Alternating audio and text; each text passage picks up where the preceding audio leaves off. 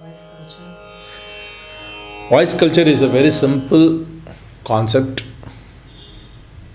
Basically, it is training the voice to produce whatever the mind wants, which in turn requires us to train the mind first to want the correct things. That means the mind should know what is the yardstick for that particular system. What is the yardstick for Carnatic music? What are the yardsticks for Hindustani music? What are the yardsticks for light music? What would be the yardsticks for Western music? The requirements of each system is different, and the way in which each system is appreciated or understood or communicated is different. So the mind should first be very familiar with that particular idiom. So now Carnatic music, what are the things? There are certain things which are common to all these systems, like singing tunefully, singing with correct rhythmic sense, producing a good, acceptable, pleasing tone, and then wherever lyrics are involved, pronouncing them in a pleasing manner. These are common to any good system of music in the world. So the mind should be aware of those factors. These are universal standards of excellence.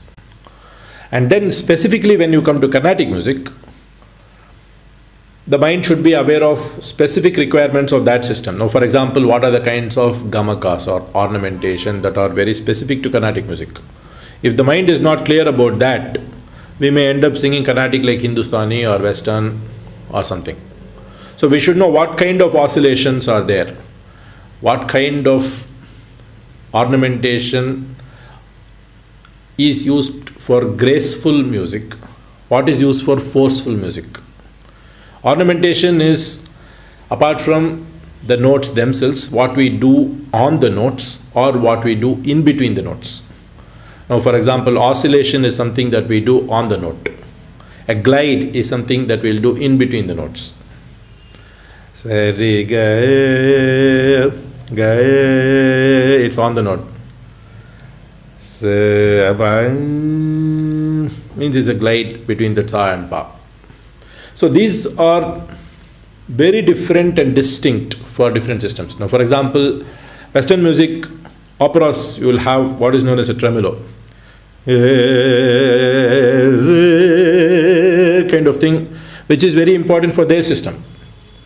So an opera singer can't be singing that like some kind of thing, they can't be doing that.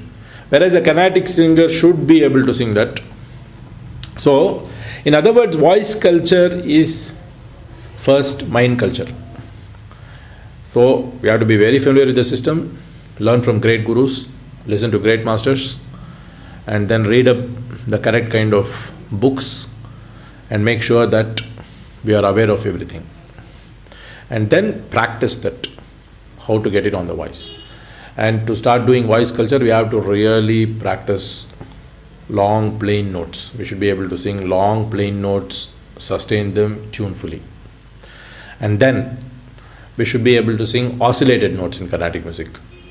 So once we talk about plain notes and oscillated notes, we should know the degree of oscillation for each note in specific context in various ragas.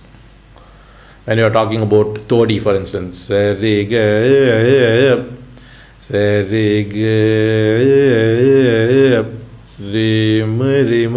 kind of thing. It starts with the lower Re, goes up to Ma, and then only comes back up to the higher Re, which is not even there in the raga.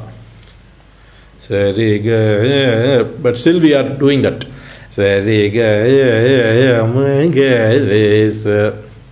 This doesn't mean we are stopping on that second Re and giving a different foreign note feel to that thing. That's the way the ga is oscillated in between those two notes. So the voice can only be trained if the brain has been already conditioned to understand that kind of phrases first. And then the voice training should include slow, fast, different tempos. And that is generally there. Even if you render the basic exercises, you end up rendering them in different speeds and different tempos. So that can be trained properly. Thirdly, the voice should be able to produce music in different volume levels, the dynamics.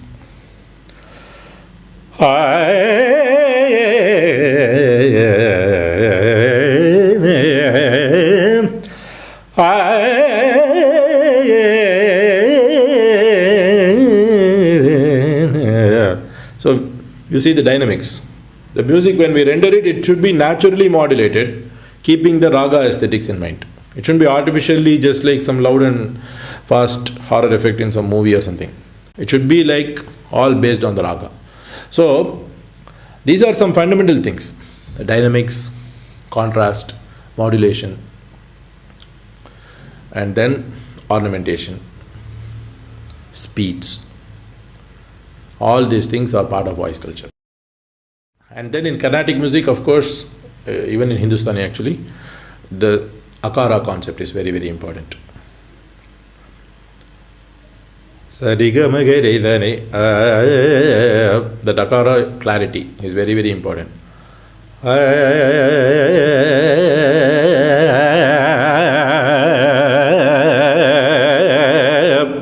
How many ways of opening the lips and mouth movement itself, different tone, volumes will be generated. So we have to analyze all those things. We have to work, and when we practice, we have to just spend hours and days and years on doing all these things fundamentally right. So it's a huge subject, voice culture. So unless we sit and see what is actually sounding good for our voice, so it's also understanding our own body constitution, our own mindset, our own preferences for musical output. Some people may like a sharper sound.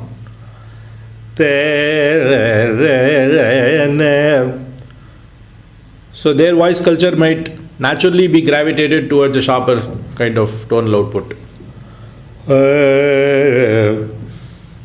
Could be a little more on the bassier side.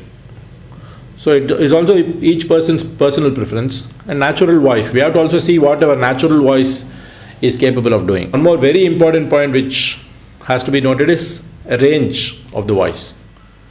At least 2 octaves range should be there. With good practice, 3 octaves. That should be minimum. So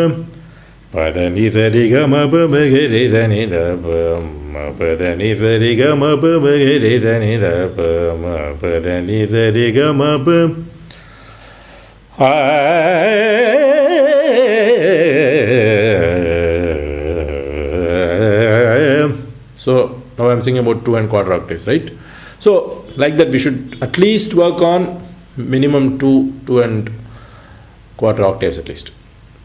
So good artists can develop a range of 3 octaves. So control over speeds, octave range, and then tonal modulation, volume modulation, all these things are very much part of the voice culture in keeping with the fundamental requirements of each system, whether it is Carnatic or Western or Hindustani.